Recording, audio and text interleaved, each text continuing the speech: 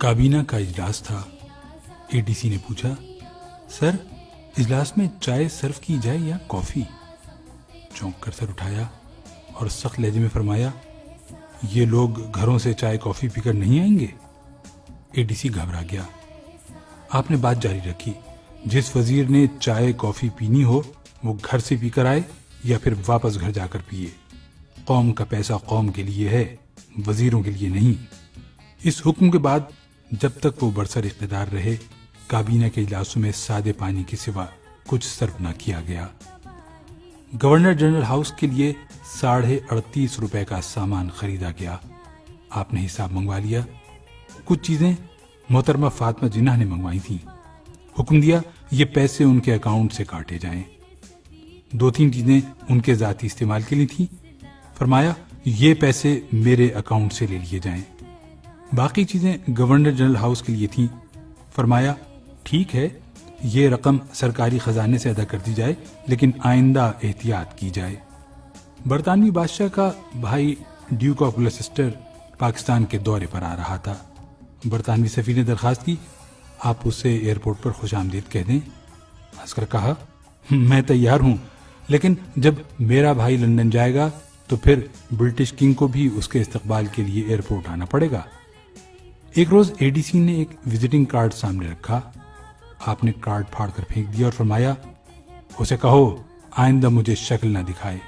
یہ شخص آپ کا بھائی تھا اور اس کا قصور صرف اتنا تھا کہ اس نے اپنے کارڈ پر نام کے نیچے brother of Quaid Azam Muhammad Ali Jinnah governor general Pakistan لکھوا دیا تھا۔ زیارت میں سردی پڑ رہی تھی۔ کرنل الہی بخش نے نئے موزے پیش کر دیے۔ دیکھے تو بہت پسند فرمائے۔ ریٹ پوچھا، بتایا 2 روپے۔ گھبرا کر بولے، کرنل یہ تو بہت مہنگے ہیں۔ عرض کیا، سر یہ آپ کے اکاؤنٹ سے خریدے گئے ہیں؟ فرمایا میرا اکاؤنٹ بھی تو قوم کی امانت ہے، ایک غریب ملک کے سربراہ کو اتنا عیاش نہیں ہونا چاہیے۔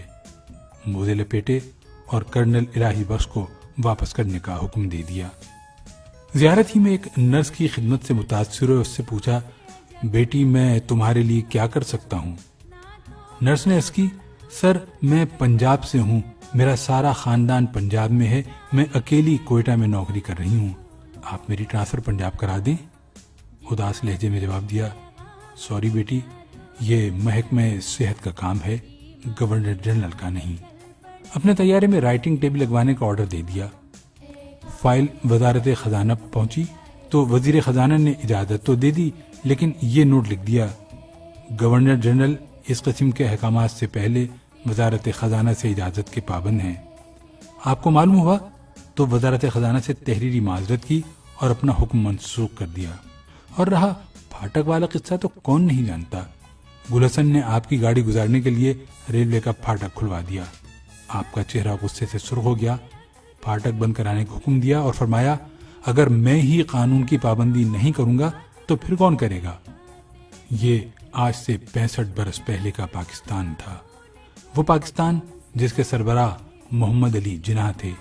لیکن پھر ہم ترقی کرتے کرتے اس پاکستان میں آ گئے جس میں پھاٹک تو ایک طرف رہے، سربراہ مملکت کے آنے سے 1 گھنٹہ پہلے سڑکوں کے تمام سگنل بند کر دیے جاتے ہیں، دونوں طرف ٹریفک روک دی جاتی ہے، اور جب تک شاہی سواری نہیں گزرتی ٹریفک کھلتی ہے اور نہ ہی اشارے، جس میں سربراہ مملکت وزارت خزانہ کی اجازت کے بغیر جلسوں میں 50 کروڑ روپے کا اعلان کر دیتے ہیں۔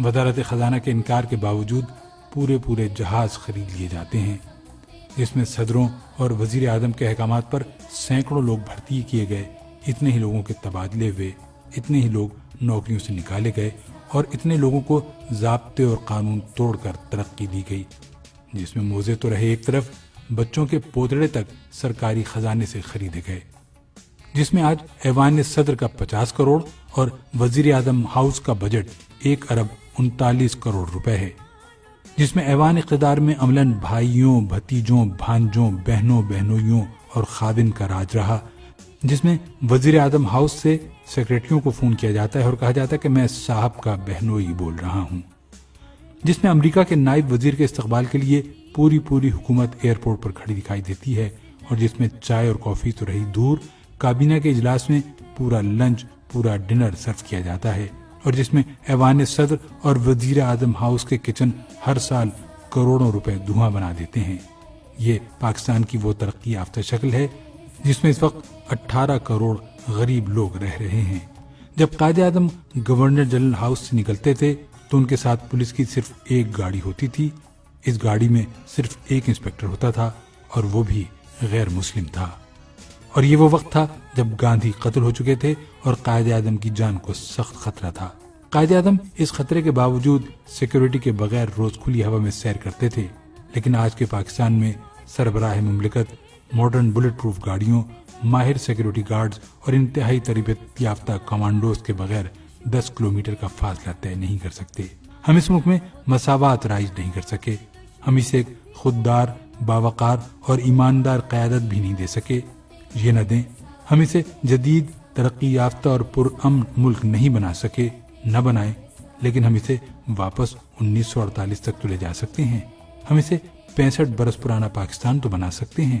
کوئی ہے جو ہم سے یہ ترقی، یہ خوشحالی اور یہ عروج لے لے اور ہمیں ہمارا پسماندہ، غریب اور غیر ترقی یافتہ پاکستان واپس کر دے، جو ہمیں قائد اعظم کا پاکستان واپس کر دے کہ اس ملک کے 18 کروڑ عوام کو 2012 کے بجائے 1948 کا پاکستان چاہیے۔